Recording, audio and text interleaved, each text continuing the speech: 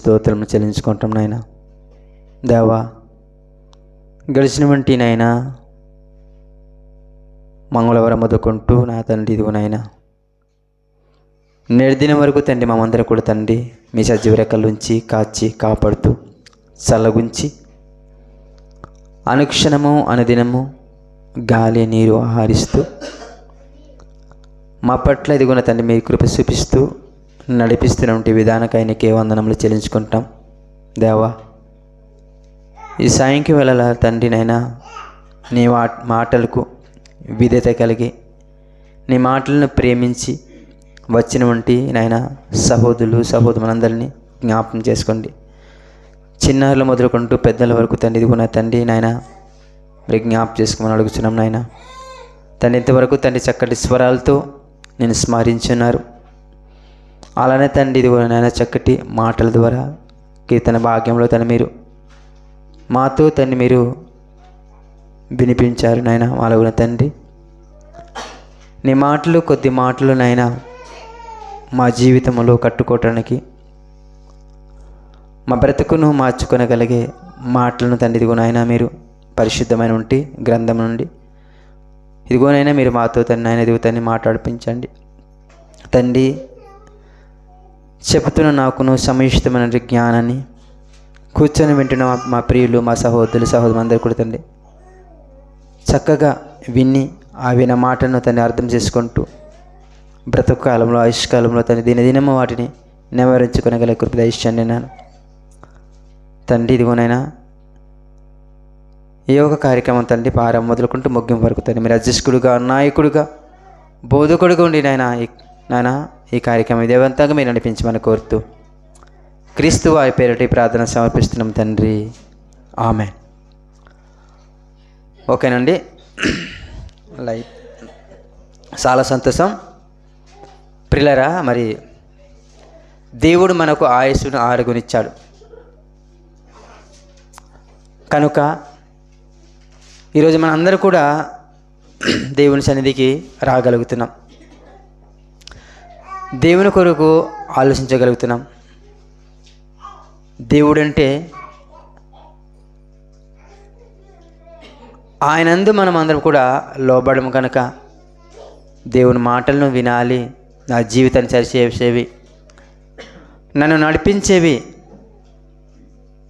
అది తండ్రి దగ్గర చేర్చేవని ప్రేమించి వచ్చినటువంటి మీ అందరికీ కూడా క్రీస్తు పేరిట వందనం చెల్లించుకుంటామండి. పిల్లరా, మరి చక్కటి మాట వాక్య పట్ల మనం చూసుకున్నాం. ఏమని చదువుకున్నాం? రోమపత్రిక 8వ అధ్యాయము 3వ అధ్యాయము 11వ వచనం. ఏమని చదువుకున్నాము? నీతిమంతుడు లేడు, ఒక్కడైనను లేడు. అయితే పిల్లరా, ఈరోజు దేవుని మాటలు మనం వింటున్నామంటే మనం అందరూ కూడా పిల్లరా ఆలోచించాలండి. మరి దేవుడు ఏంటి ఇలా రాయించాడు? మరి ఒక్కడు కూడా నీతిమంతుడు లేడు కదా,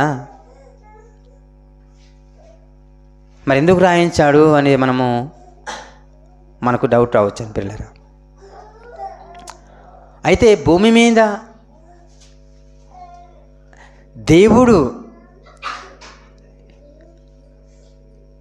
ఎలాంటి వారి గురించి ఆలోచిస్తున్నాడు? అసలు దేవుని ఒక కనిదృష్టి ఎవరి మీద ఉందో కదండి. అందుకే పిల్లరా, దేవుడు ఈ భూమి మీద బ్రతుకుతున్నటువంటి మనుషులందరినీ కూడా పరిశోధించేవాడు, చూసేవాడండి. మనుషులేమో మనమైతే పిల్లరా తప్పు చేసినా నేను తప్పు చేయలేదండి అని మనిషిని మనము చెప్తుంటాం, మనిషిని మనం దాచిపెడుతుంటాం. అయితే దేవుడు పైనుంచి ఉన్నాడు, పైనుంచి మనం చూస్తున్నాడు. మనందరి పైన ఉన్నటువంటి వ్యక్తి దేవుడండి, ఆయన మన తండ్రి. ఎందుకంటే ప్రియులరా, ఈ భూమి మీద మన అన్నిటిని కూడా దాచిపెట్టిస్తుంటాం. ఒక వ్యక్తి తప్పు చేసినప్పుడు ఆ తప్పు చేసిన వ్యక్తిని తప్పుగా మనం చిత్రీకరిస్తుంటాం. అయితే మనమైతే ఏ తప్పు చేయనట్టుగా ఏమైపోతుంటాం, ఫీల్ అవుతుంటాం. మరి ఇందాక మనం చదువుకున్నాం కదండి, ఒక్కడు నీతిమంతుడు లేడు, అందరూ పాపం చేసి దేవుని ఒక మాటల్ని వినకుండా పోయారని దేవుడు రాశాడండి. ప్రియమైన దేని వలరా మరి దేవుడు ఎలాంటి వారిని చూస్తున్నాడు, అసలు దేవుని కని దృష్టి ఎవరి మీద ఉంది, ఎలాంటి వారి మీద ఉంది అని మనం ఆలోచించగలిగితే ప్రియులరా, దేవుణ్ణి నిజంగా ఈరోజు దేవుణ్ణి కొలిసేవారు ఈ భూమి మీద, ఈ ప్రపంచం మీద ఎందరో ఉన్నారండి. క్రీస్తుని నమ్ముకున్నవాడు నేను అనేసి అనేక మంది క్రీస్తు పేరు ధరించుకుని ఉంటే వారందరూ కూడా నేను దేవుని కుమారుడిని, నేను దేవుని బిడ్డ అని చెప్తుంటాం కదండి. చెప్పడానికి మాత్రము మంచిదే. అయితే క్రీస్తుని ధరించుకుని ఉంటే నువ్వు, క్రీస్తు పేరును కలిగిన ఉంటే నువ్వు నేను ఎలా ఉండాలి, ఎలా ఉంటే దేవుడు నీ పట్ల నా పట్ల ఆయన ఒక కనుదృష్టి ఉంచుతాడు, వాటన్నిటినీ నిజం ప్రియులరా మనము ఆలోచన చేసుకోగలిగితే ప్రియులరా, యెహోవా యందు భయభక్తి కలిగి నడుచువాడు ఎలాంటి వాడు అంటండి, ధన్యుడు అని రాయబడింది ప్రియులరా. మరి ధన్యుడు అనగానే ఈరోజు లోకం ఏమనుకుంటుందండి ప్రియులరా, ఉన్నవారిని, గొప్పగా కనిపించేవారిని, లేదంటే అన్ని ఆస్తిపాస్తులు కలిగి ఉన్న వాడిని గొప్పవాడండి, ధనవంతులండి, వీరు ధన్యులండి, బాగా బ్రతికిన వారండి అని చెప్తుంటాం పిల్లరా. అయితే దేవుడు ఎలాంటి వారిని ధనికులుగా లేదంటే ధనవంతులుగా గొప్పవారిగా ఆయన అనుకుంటున్నాడు పిల్లరా. ఈరోజు నిజంగా భూమి మీద మనకు ఏమీ లేకపోయిన పిల్లరా, దేవుడిచ్చినటువంటి మహాకృపను బట్టి సంతోషముతో ఆనందంతో ఈ భూమి మీద ఉన్నవాడి కంటే లేనివాడు కంటున్నట్టే నువ్వు ఆనందంగా నువ్వు బ్రతుకుతున్నావే, లేదంటే ఆనందంగా ఫీల్ అవుతున్నావే, అది ఎవరిచ్చినటువంటి భాగ్యం అని నువ్వు ఆలోచించగలిగితే పిల్లరా, అది దేవుడు ఇచ్చినటువంటి మహాభాగ్యం అండి. దేవుడు ఇచ్చినటువంటి కృప ఎంతో గొప్పది. ఈరోజు మనుషులకు మనము ఎలా కనిపిస్తామంటే పిల్లరా, ఈరోజు మనిషి ఉన్నవాడిని గొప్పగా మాట్లాడుతుంటాం, ఉన్నవాడిని గొప్పగా వాడిని గుర్తు చేసుకుంటుంటాం.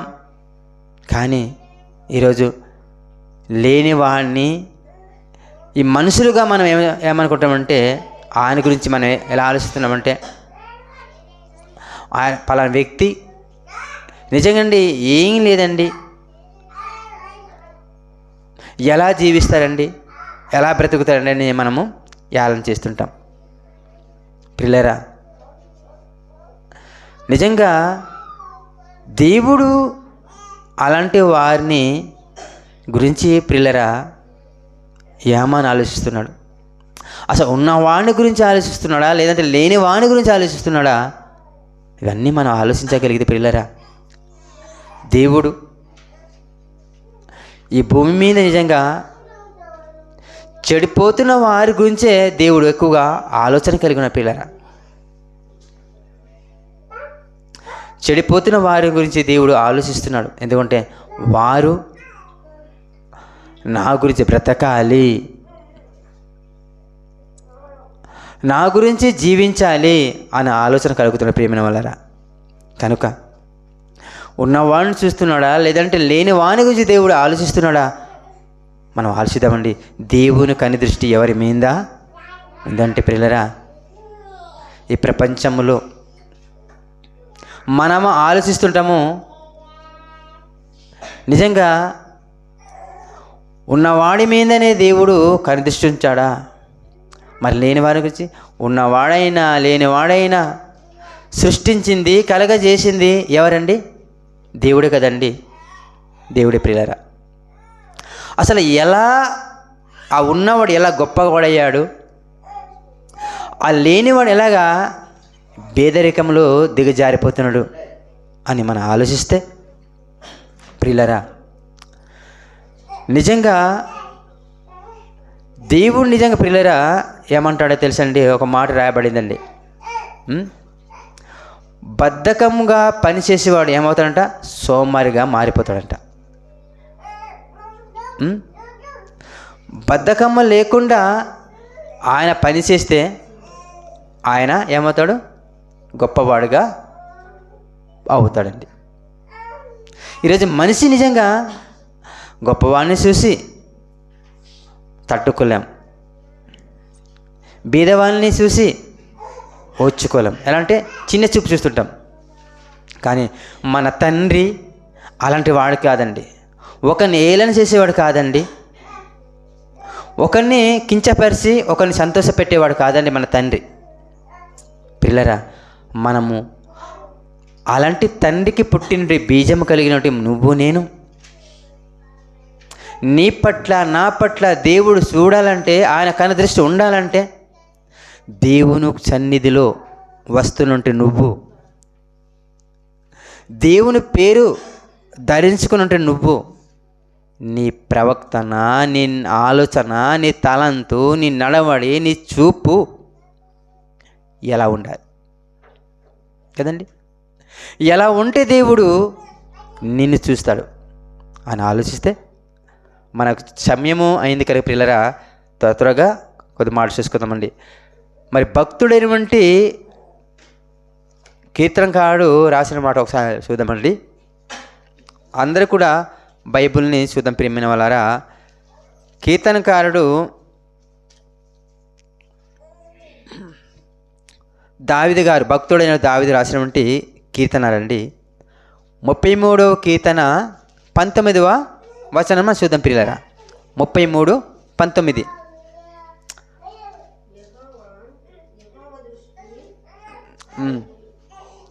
తీసారమ్మా?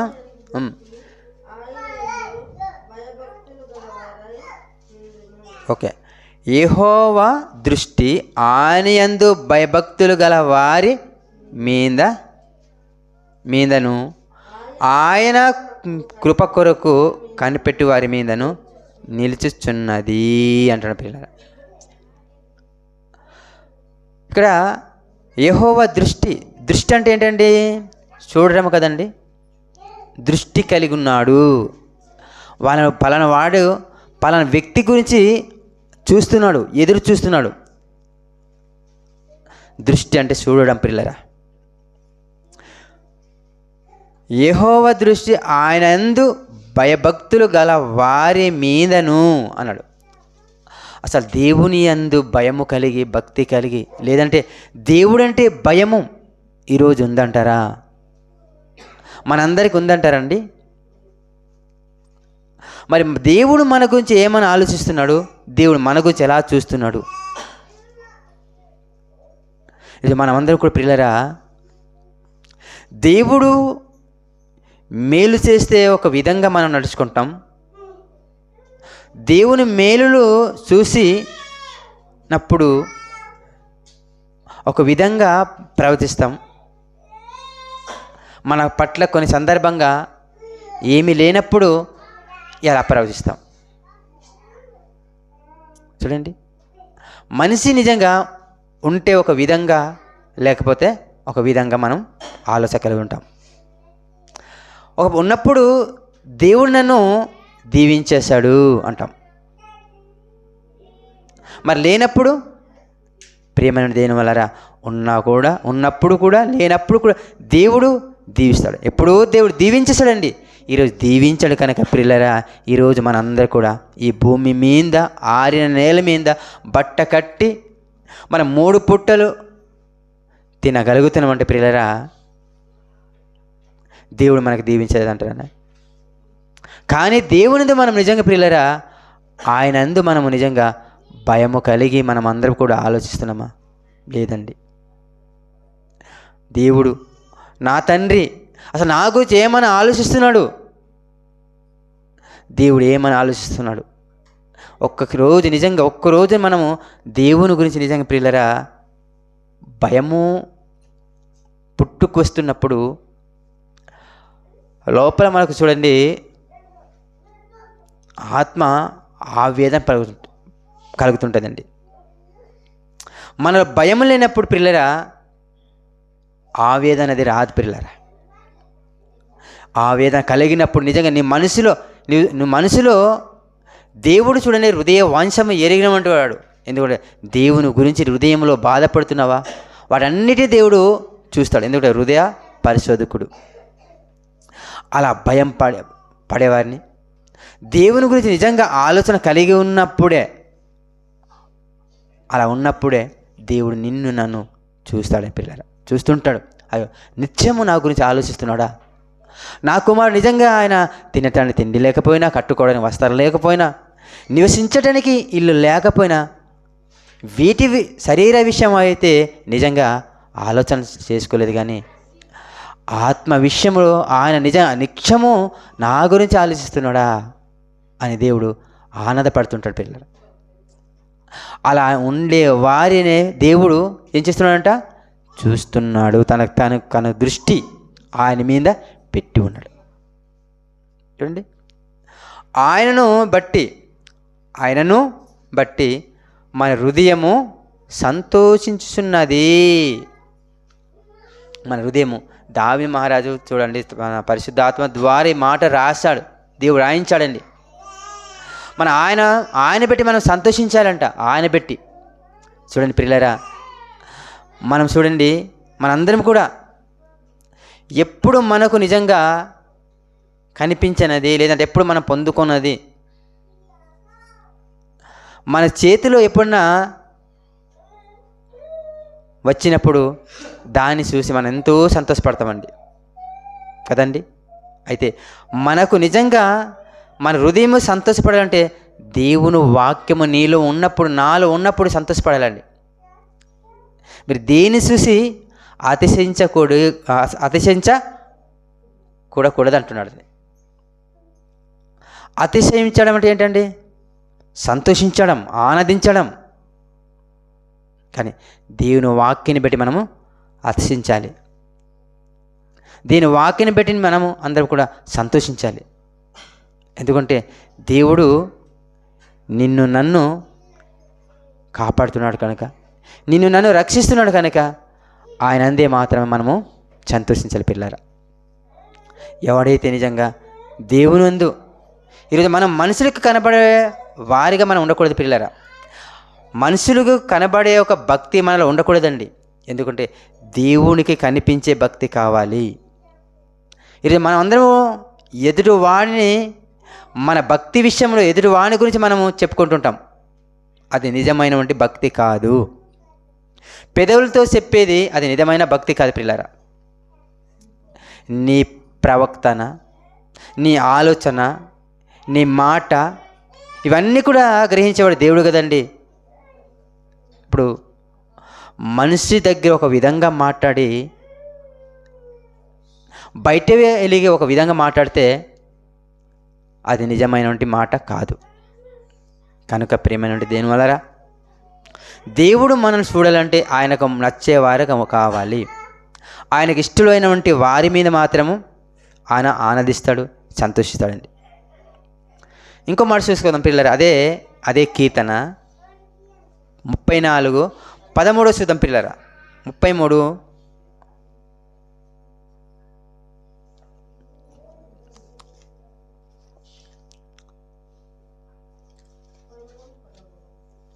34:13 చద్దాం. 34 కీర్తన 13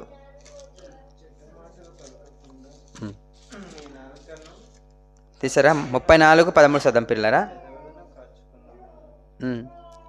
చెడ్డ మాటలు పలకకుండా నీ నాలుకను కఠినమైన మాటలు పలకకుండా నీ పెదవులను కాచుకొను. మరి దేవుడు కనిదృష్టి ఉంచాడు అంటున్నాడు కదండి. ఈరోజు ప్రియులారా, దేవుని సన్నిధికి వచ్చినప్పుడు ప్రతి ఒక్కరు కూడా, స్త్రీలు కానివ్వండి, పురుషులు కానివ్వండి, చాలా నిజంగా మృదువుగా మనం ఉంటాం కదండి. దేవుని సన్నిధి బయటకు వెళ్ళిపోయిన తర్వాత క్రూరత్వం కదండి. అవి మనకు వస్తున్నాయంటే, అవి కలగబడుతున్నదంటే ప్రియులారా, మనము దేవునికి ఇష్టలైనటువంటి పిల్లలము కాదు ప్రియులారా.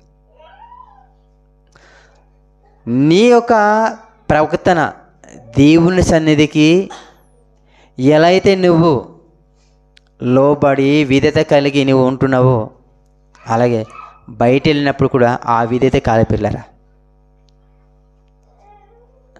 దేవుని సన్నిధికి ఒక భక్తి, బయట వెళ్ళిన తర్వాత ఒక భక్తి అంటే పిల్లరా, దేవుడు అక్కడే బాధపడుతుంటాడు. అందుకే పిల్లరా, నిన్నును పెట్టే కదా నా నామము అన్యజనుల మీద దూషింపబడుతున్నది అంటాడు. అంటే మన బెట్టి దేవుని నామానికి అవమానం రాకూడదు పిల్లరా. మనం అనుకుంటాం, తప్పు చేస్తే నా మీద కదా వస్తుందండి, నన్ను అసహించుకుంటారు అంటాడు. పిల్లరా, నిన్ను కాదండి. నీవు కలిగినటువంటి దేవునికి నువ్వేదైతే నీ పేరు ధరించుకున్నావో ఆయనకి చెడ్డ పేరు వస్తుందండి. పిల్లలు చూడండి, శారీరకంగా తల్లిదండ్రులుగా మనం ఉంటున్నామే. ఒక పిల్లవాడు తప్పు చేస్తే పలానా తండ్రి, పలానా తల్లి, ఎవరికి ముందు పేరు వస్తుంది? తల్లిదండ్రి కదండి. అలాగే పిల్లరా, నువ్వు నేను తప్పు చేస్తే ముందు తండ్రిని దేవునికి చెడ్డ పేరు వచ్చేస్తుంది. కనుక మనందరూ కూడా పిల్లరా, దేవుడు నన్ను చూస్తున్నాడు, దేవునికి నేను భయపడాలి. లోకములో నన్ను ఏమనుకున్న పర్లేదు, దేవునికి భయపడాలి అని మనమందరం కూడా ఆలోచన కలగాలండి. ఈరోజు మనం నిజంగా దేవుడు ఉన్నాడు కనుక పిల్లరా, ఆయన ఉన్నాడు కనుక మనం అందరం కూడా ఇలా జీవిస్తున్నాము, బ్రతుకుతున్నాము, ఆయన పేరును మనము ధరించుకుంటున్నామంటే గొప్పవారం అండి. చూడండి, నిజంగా ఈరోజు ఈ మధ్యలో రకరకాలుగా క్రైస్తవుల పట్ల నిజంగా పిల్లరా ఎంతో నిజంగా క్రైస్తవులను తుడిచిపెట్టాలి. చూడండి, చర్చిలు కూలబెట్టాలి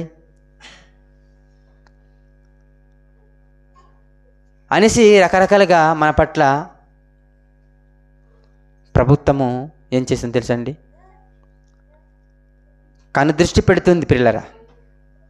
అనుమతి లేని చర్చిలను, పర్మిషన్ లేని చర్చిల్ని కూల్చేయాలి. పిల్లరా, క్రైస్తవులు అంటే అంత వారికి అంత అసహ్యమా? ఈరోజు ఈ భూమి మీద నిజంగా పిల్లరా, ప్రపంచంలో భూమి మీద ఉంటున్నట్టు ఎన్నో రకరకాలు క్లబ్లు ఏదేదో అంటారు. ఇవన్నిటి కూడా నిజంగా మనిషిని సంతోషపెట్టేవి కాదు, మనిషిని చేర్చేవి. మరి అలాంటిది ఈరోజు ప్రభుత్వం ఎందుకండి దాని మీద కనుదృష్టి పెట్టలేదు? క్రీస్తుని నమ్మినందుకు చర్చిలో కూడుకుంటూ మంచి మాటలు తమకు తెలిసినటువంటి విశ్వాసాన్ని పెట్టి బలపరుచుకుంటుంటే పిల్లరా, ఈరోజు చూడండి క్రైస్తవుల పట్ల ఎంతో నిజంగా క్రైస్తవులను ఒక మంచి మాటలు చెబుతుంటే అది మతమని భావిస్తున్నారండి. మతం మార్పిడి చేస్తే మరణశిక్ష అంటున్నారు. ఏమన్నా ఇది మతం అండి? అంటే మంచి మాటలు చెప్పి దేవుని గురించి నడిపిస్తే ఇది మతం అంటుందండి. కానీ నడి రోడ్లో నడుస్తున్నప్పుడు మానభంగం చేసి తుడిచేస్తున్నారే, మరి దాని గురించి ప్రభుత్వం ఎందుకు పట్టించుకోలేదు? ఈరోజు క్రైస్తవుల పట్ల నిజంగా ఎంత అసహ్యంగా ప్రవర్తిస్తున్నారు చూడండి నాయకులే. కనుక ప్రియమైన వాళ్ళారా, మనమందరూ కూడా మనం నమ్ముకున్నటువంటి దేవునందు మనం నమ్మిక కలిగి ఉన్న పిల్లలు ఎవడైతే చంపేయండి అని నిజంగా దృఢమైనటువంటి విశ్వాసం కలిగి మనం బ్రతకగలిగే పిల్లరా, అలాంటి వారి పట్ల దేవుడు నిజంగా అలాంటి వారిని గురించే మాత్రమే దేవుడు ఎదురు చూస్తున్నాడు, ఆశపడుతున్నాడండి. నీవు దేవుని నమ్ముకున్నావా? దేవుని విడిచిపెట్టకపోతే నీకు చంపేస్తామని చంపేయాలి. చంపినా నేను నా దేవుని విడిచిపెట్టను అని మాట చెప్పగలిగితే ప్రియులరా, దేవుడు ఎంతో ఆనందిస్తాడండి. కనుక ప్రియులరా, మన విశ్వాసాన్ని, మన ఒక భక్తిని దేవుడు మనం చూస్తున్నాడు. నిజంగా నా మాటల విషయంలో ఎవరైనా అభ్యంతరపరిచి గలిబిలి చేసినా నా కుమారులు, నా కుమార్తెలు నా విషయం గురించి, నా గురించి నిలబడతారా లేదా అని దేవుడు నీ గురించి, నా గురించి కనిపెడుతున్నాడండి, ఆలోచిస్తున్న పిల్లల. లేదండి, దేవుని నమ్ముకుంటే లేదా దేవుని విడిచిపెట్టకపోతే నా ప్రాణం పోతుంది, నేను దేవుని ఇక నుంచి నేను మర్చిపోతానండి అని మాట ఇచ్చేసామనుకోండి, అలా మాట ఇచ్చేసామనుకోండి, భయంకరమైనటువంటి మండుతున్నటువంటి స్థలము జారిపోతాం పిల్లరా. ఆ రోజు భక్తులు చూడ ఎంత నమ్మకముగా ఉన్నారు, కనుక దేవుని మీద ఎంత నమ్మకము కలిగి బ్రతకారు, తమ యొక్క జీవితాల్ని దేవుని గురించే పణంగా పెట్టారండి.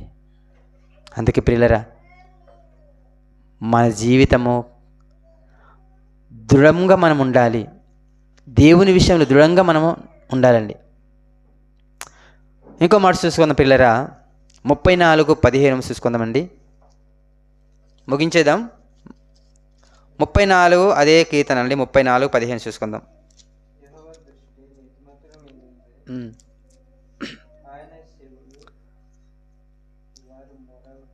ఏహో 34:15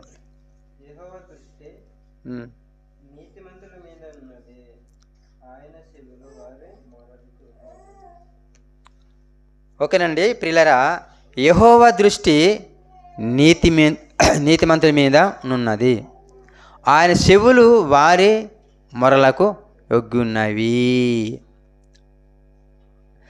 యెహోవా దృష్టి నీతిమంతుల మీద ఉంది. ఆ నీతిమంతులు ఎవరు? ఆయన చెవులు నిజంగా ఆలోచిస్తున్నాడు ప్రియులారా. చూడండి, యెహోవా దృష్టి నీతిమంతుల మీద ఉన్నది, ఆయన చెవులు వారి మొరలకు ఒగ్గినది. మనం మాట్లాడుతున్న మొరను వింటుంది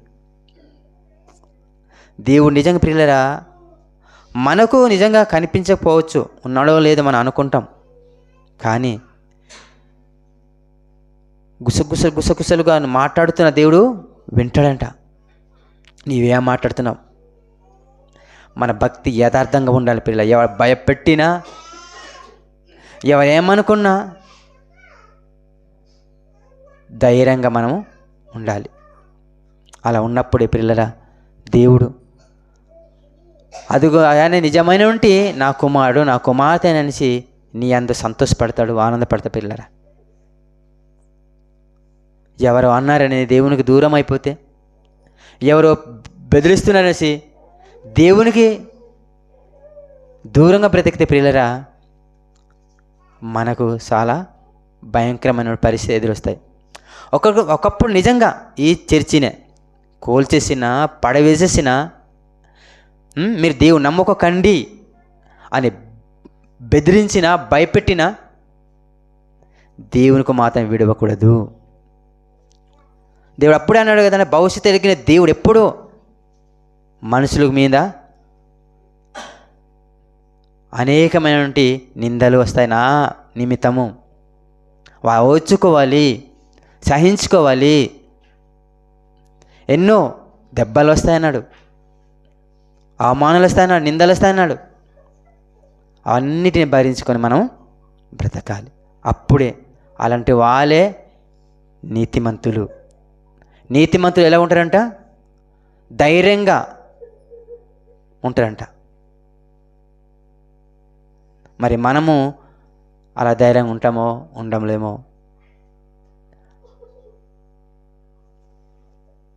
మనందరూ కూడా ప్రియులరా దేవుని విషయంలో మనందరూ కూడా ధైర్యం కలిగి ఉందామండి. లాస్ట్ మాట చూసుకుంటూ ముగించిన ప్రియులరా, ఇర్మియా గారు రాసినటువంటి పుస్తకం నుంచి 5వ అధ్యాయము 3వ వచనం ప్రియులరా, 5:3.